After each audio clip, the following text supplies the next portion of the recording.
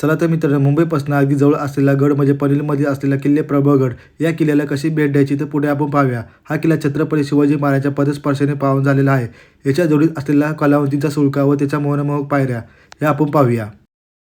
सकाळी आम्ही 6 वाजता ठाणे स्टेशनवरून पनवेलला जाणारी लोकल ट्रेन पकडली व पनवेल या स्थानकावर येऊन पोहोचलो.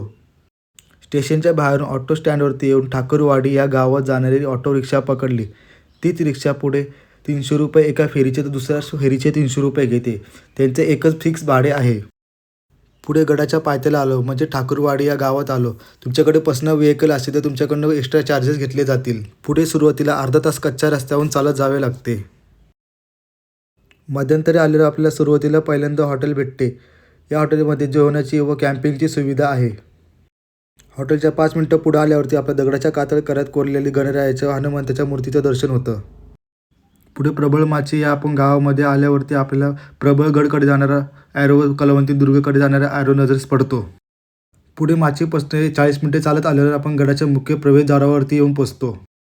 तसेच प्रवेशद्वाराच्या उजव्या साईडला असलेली पहिली आपल्याला पाण्याची टाकी नजरेस पडते. तसेच गडाचा प्रवेशद्वार पार केल्यावरती आपल्याला खरा जंगल ट्रेक आपला सुरू होतो. पुढे गडावरती आलेलं आपल्याला समोर एक हॉटेल भेटतं. ते शनिवार ते रविवारच फक्त चालू असतं. हॉटेलच्या समोरून आपल्याला एक बोर्ड नजरेस पडतो. एक कलावंती दुर्गकडे जाणारा तर दुसरा काळा बुरुजाकडे जाणारा. पुढे सुळक्याकडे जाताना आम्हाला प्लास्टिकच्या बाटल्यांचा ढिगारा भेटला. ज्या लोकांना गड किल्ल्यावरती कचरा करायचा अशा लोकांनी गड किल्ल्यांना भेट देऊच नका. त्यापुढे स्वराज्याचा भगवा ध्वज आणि त्याच्यासमोर असलेला प्रबळगडाचा साथीदार म्हणजे कलावंतीचा सुळका व त्याच्या मनमोहक पायऱ्या हे सर्वांचं लक्ष वेधून घेतात.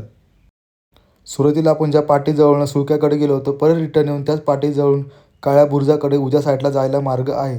त्याच्याच पुढे 15 ते 20 मिनिटांवरती आपल्याला 4 राजवाडे नजरेस पडतात. पुढचे व्हिडिओ पाहण्यासाठी आपल्या आयडीला फॉलो करा.